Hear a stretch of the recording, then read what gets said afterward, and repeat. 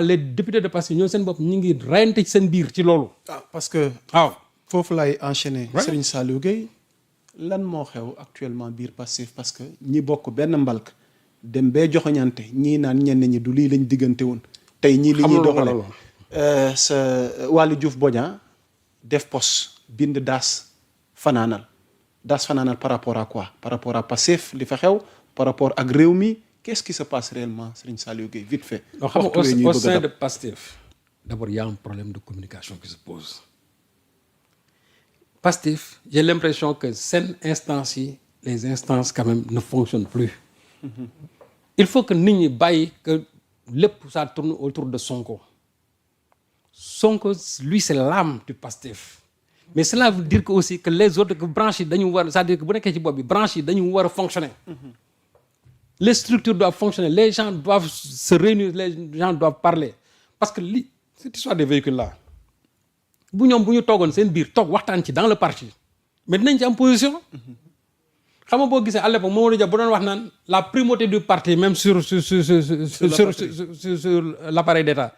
Parce que moom jàppoon na ne lu ñuy wax lu ñu war a def par exemple Assemblée nationale ñoom dañ ko war a toog seen biir parti waxtaanee ko ba pare loolu mooy indoon bañ ne dañuy censurer Mamadou Dia mu ne leen est-ce que c'est la position du parti.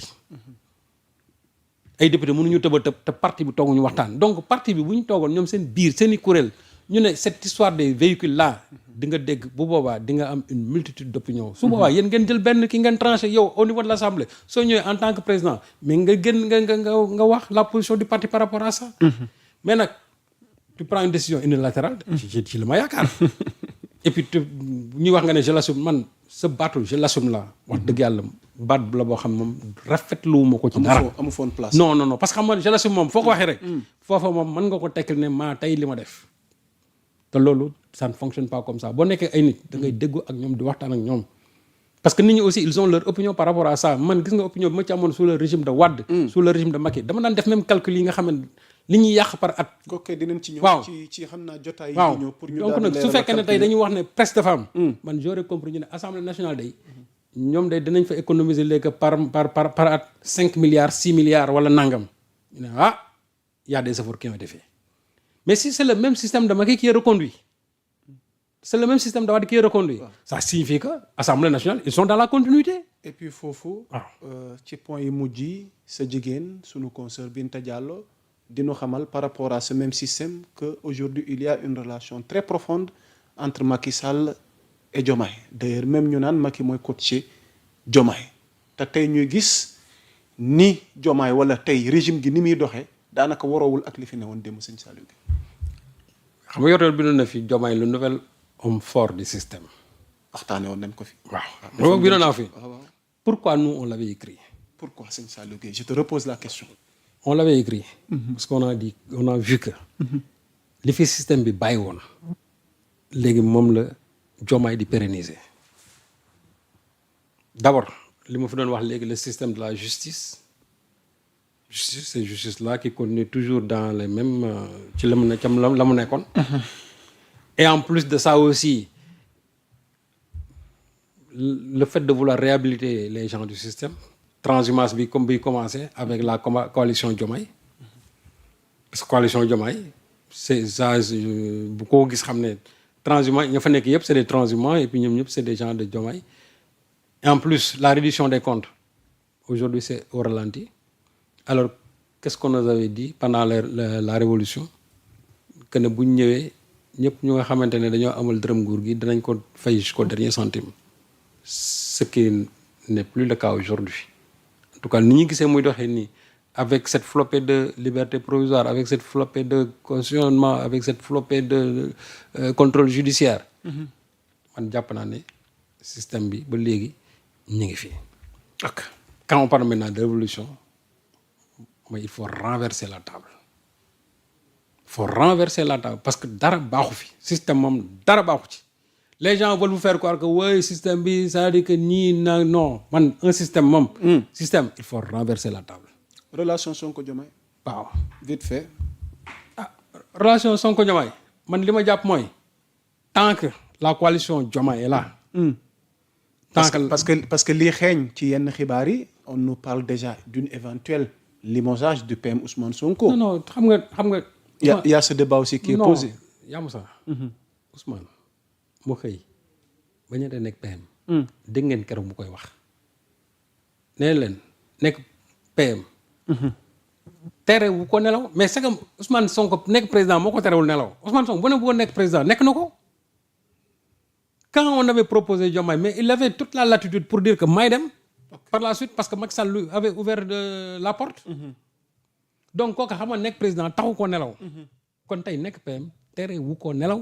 ok te man avant mu koy wax man xamoon naa loolu. que nekk PM tere wu ko nelaw. léegi nag Diomaye lui c'est le président de la République. c'est lui qui nomme aux emplois civils et militaires. ok c'est lui qui nomme le premier ministre. parce que bu demee ba sentir ne Ousmane Sonko ne fait plus son affaire il prendra tout son courage pour dire Ousmane je te remercie. en ce moment les Sénégalais vont apprécier. jërëjëf. mais ak ni muy doxee nii. su amoon tey. man bett ma. avec ce manque de rupture là. avec cette pérennisation du système. Diomaye bu xëyoon daan ne Ousmane dàq naa la. man duma bett. te du bett Sénégalais yu bari. et que les gens s'y attendent d'un jour à l'autre. jërëjëf sëñ Saliou. mais qu'ils sachent que. le meilleur premier ministre de l'histoire de ce pays. c'est Sonko. ok Sonko day am na tey pays yoo xam ne nii buñ ci mënoon jot. wala ñu naan milliers ay jox leen Sénégal ay milliards ngeen jox ñu Sonko. dina am pays yoo xam ne dinañ booxante Sénégal de pour ñëw indi milliards pour ñu jëm jël yóbbu ko. jërëjëf sëñ Saliou. kooku moom ça je te le dis Sonko c'est pas n'importe qui. macha allah. amatina te loolu. solo waaw bëgg naa encore Diomaye xamat ko bu baax. danañ ci dikkaat sëñ Saliou. dinañ ci dikkaat ma nga sunu kanam. waaw incha allahu rabbi li duuf ci nag wi xajul ci cin la xam naa ne doyalu leen doyaluñu soxna tuuti doyalul le dernier mot doyen. waaw tàggoo bu dul tàggatoo waaw di remercier war na vraiment tous les internautes yi ñu doon suivre et puis di wax ne rek jégalu ci le fait de venir aujourd'hui am na décalage bi am na kilifa bu ma dëkkal Grand F te wéyjur ci man. nee na ma ngir yàlla yóbbantel ma samay nuyoo ak cant. ci yow Serigne Saliou Gueye. non sunu papa Mamadou Dir. moom moo wax lii ndax yóbbante ak. waaw maa ngi koy fay bu baax a nee na baax ma yaa Moussa il est impératif d'écouter monsieur Serigne Saliou Gueye pour avoir la bonne information à l'heure où la manipulation et la diffusion des fausses informations est de rigueur dans certaines presses. waaw maa ngi koy. di ko nuyu ak waa Grand Yoff gi. papa Mamadou vraiment Grand Yoff moom sama fief la quoi. maa ngi koy nuyu bu baax a baax a baax parce que dama fa am samay mbokk. ñu macha allah macha allah comme ni ma ko amee aussi dans le reste vraiment du pays. Aliou Laba fàttewuma la Bamba Diop Touba yéen ñëpp ñu ngi leen di béggee Fallou waaw Kulim Dioum quoi. waaw Kulim Dioum vraiment di remercier waat ñi ñu doon suivre yëpp. ak ñi nga xam ne après certainement dinañu dab ci émission bi. waaw ci replay bi. waaw di leen ñaanal vraiment fépp fu ngeen nekk rek. yàlla na leen yàlla defal jàmm. dëgg la defal ko réew mi aussi. et di wax ne aussi nañ ñaanal sunu gaynde yi. bu dimanche jotee vraiment ñu am ndam lu sedd guy. alors amiin ba mën a indil ñu vraiment. incha allah coupe bi fii ci réew mi. incha allah waaw parce que loolu aussi lu ñuy séntu la ci ñoom voilà. di ko jaajëfal moom kilifa gi borom yor-yor ak waa njabootu yor-yor gi yëpp waaw ñu ngi leen di ziar di leen bëggee Kulim Dioum ci seen liggéey ak seen taxawaay sëñ Saliou Gueye di jaajëfal soxna tuuti mi ñu nekkaloon ci xarala gi ak mbooleem ñi nga xamante ni ñoom ñoo nekk coordination bi ci kër gi Kulim Dioum di leen wax ne l'actualité est en continu sur Sénégal 7 d'ici là portez-vous bien di leen baaluwaat ak jaa ngeen jëf mbokk yi wasalaam.